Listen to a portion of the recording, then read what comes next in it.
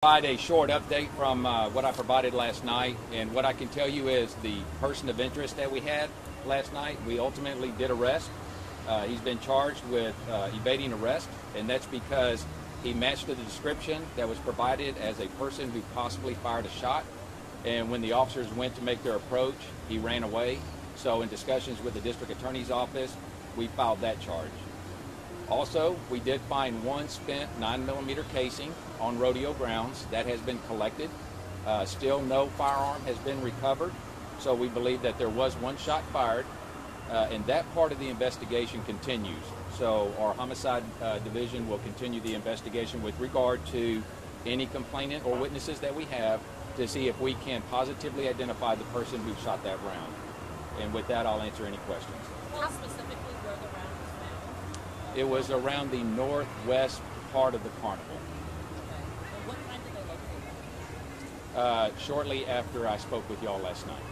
Because I'm trying to figure out why there was such an immediate dismissal of lack of any shots fired. We had overwhelming eyewitness accounts. Well, you don't. We did not have eyewitness account. What we had was reported discharge. We have no one to date that saw somebody with a gun fire a round. Okay, and we still have no firearm. So we had reported possible discharges of firearms, and that's the way we approach that investigation. We don't just assume, somebody fired a round. We have to verify that kind of stuff.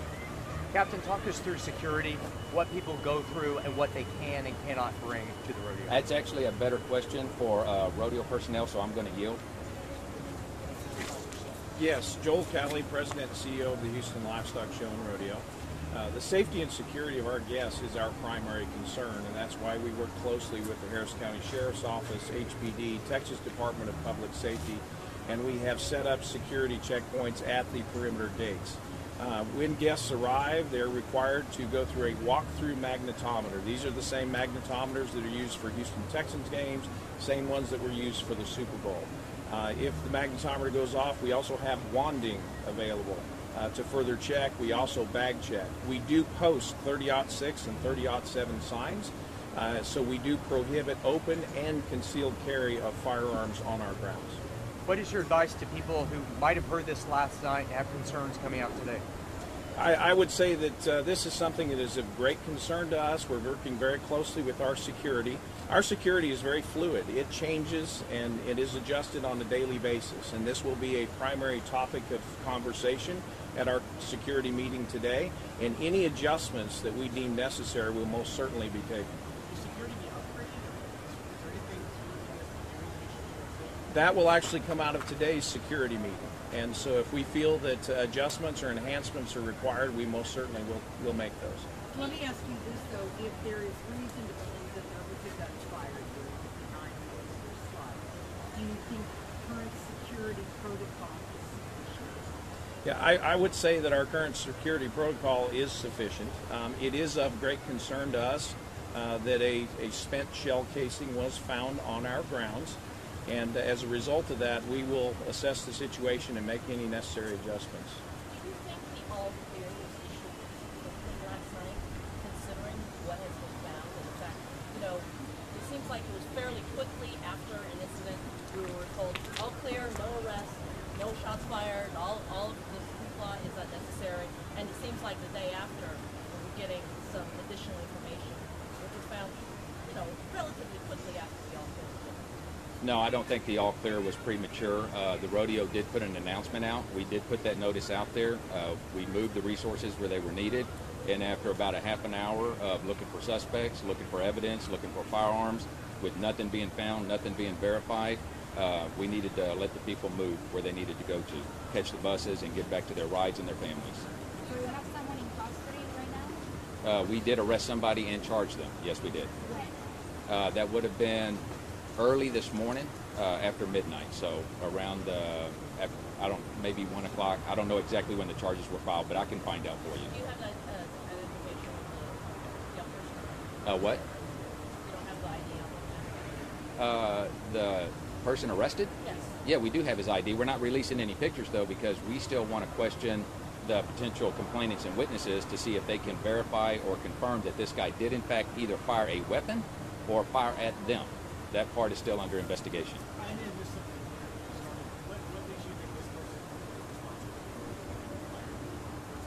It's just a general initial description, and then the police response toward the individual and his reactions upon the officer's approach. Can you tell us more about how he found the location and how he Yeah, we work on radios here at the rodeo grounds, and so when the general description is given, all the officers are aware of who we're looking for and the circumstances that are unfolding.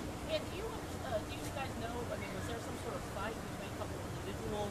Was there some group sort of fighting each other? Is that sort of what's going on, or what's... We do have some skirmishes out here from time to time where groups are mad or get into a confrontation, and we did have a few of those yesterday, but nothing beyond the norm. How easy or difficult is it for somebody to bring a weapon inside, the fairgrounds? I mean, could somebody just throw this gun over a fence? Because they go through security, right? Anybody can throw something over the fence, but that's not what happened, so I don't want to get into speculation. But with regards to the security protocols, we just went over those, so is there a particular question? Can you just walk me through what people have to do when they come through? Yeah, so as our guests arrive at the gates, they will walk through a magnetometer. They will also undergo a bag check at that point. Those magnetometers, if it detects anything, it will go off and further checked with a handheld wand, and subsequently potentially a pat down as well would occur. So we don't know how this guy got the gun in, right? If there was a gun, we're still not clear. No weapon has been recovered. We do know there was a spent shell casing, so just the potential that an unwanted firearm was on our grounds is of concern to us, and we will evaluate and make any necessary adjustments. What type of more casing? specific about where that shell casing was found, and was that near a location where there was some sort of disturbance? Yeah, again, it was on the northwest part of the carnival. So just like on the Kirby side, the rodeo's in between Kirby and Fannin, so it'd be closer to the Kirby side, around the West Ridge Gate area. Part of the carnival would be the general location. I believe there was, and I don't recall the name of that ride, but I'll get with John Cannon and you can get it from him. How many cases? Just one casing. If I could,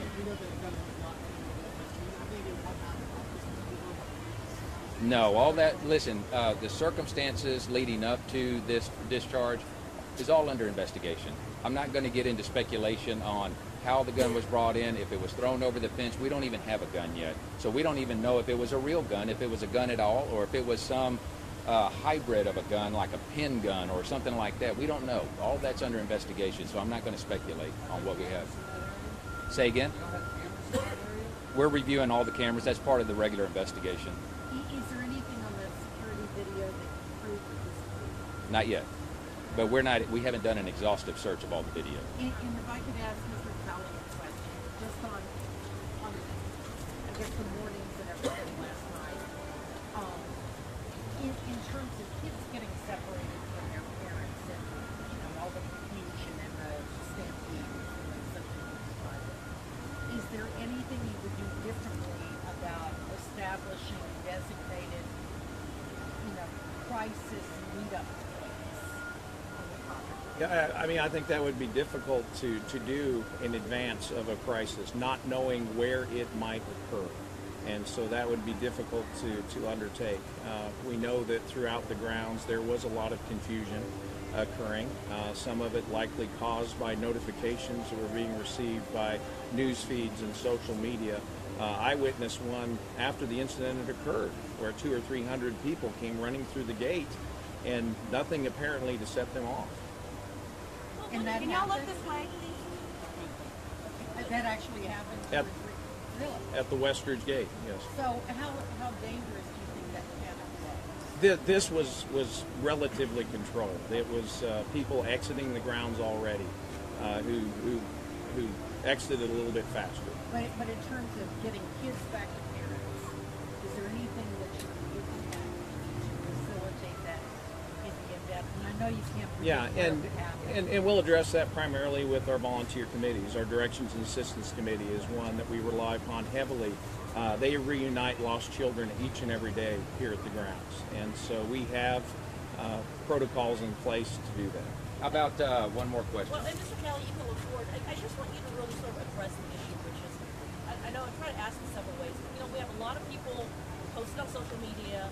They're calling the various media outlets, and they really, like, they feel like they heard gunshots. And these are people who are, you know, pretty certain that they felt like they were fairly close. And when we're getting a lot of feedback from the door, they felt like some of their concerns were sort of tamped down last night. That it was like, okay, well, no, nothing happened, nothing to see here, move along. And then today, now we're getting some information. Hey, we did find a shell casing last night. Well, yeah, we did arrest somebody. And if somebody was arrested at midnight, we didn't get any information until just now.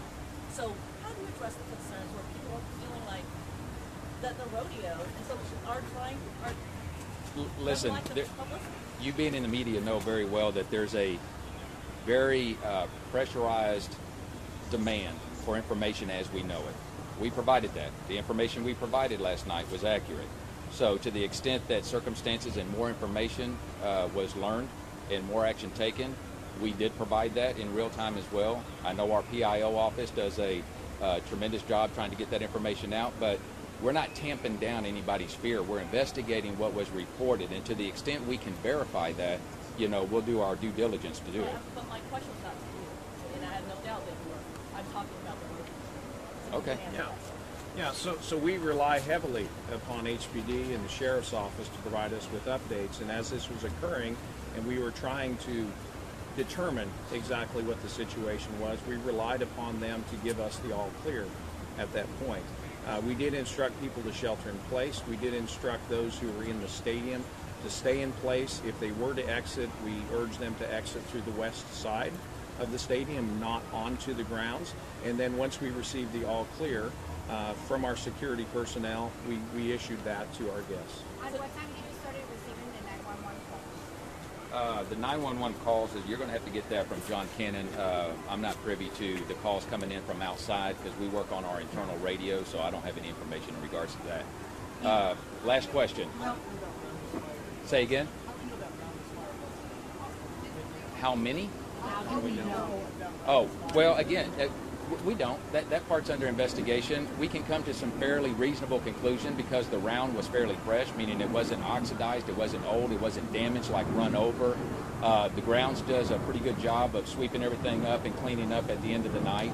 And so when we did our sweep with the ride operators to look for a possible firearm, you know, that's when we found the 9mm casing, and we collected it as evidence, and we'll go from there. So again, that part needs to be confirmed. That's you raise a good point. And from Mr. Kelly, my question, is there anything you anticipate will be done differently tomorrow than today? Well, if there's anything that needs to be done differently, it will be done today. And that will come out of this afternoon's security briefing, where the incidents of last night will be reviewed.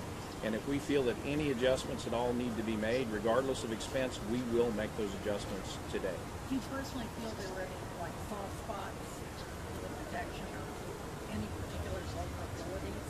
Yeah, and not to my knowledge, but we'll rely upon our operations personnel to interact with our security personnel to determine if we feel that there are any potential soft spots. And guys, we've got a 1 o'clock meeting we got to get to on this very issue, so I appreciate it. Is that the meeting?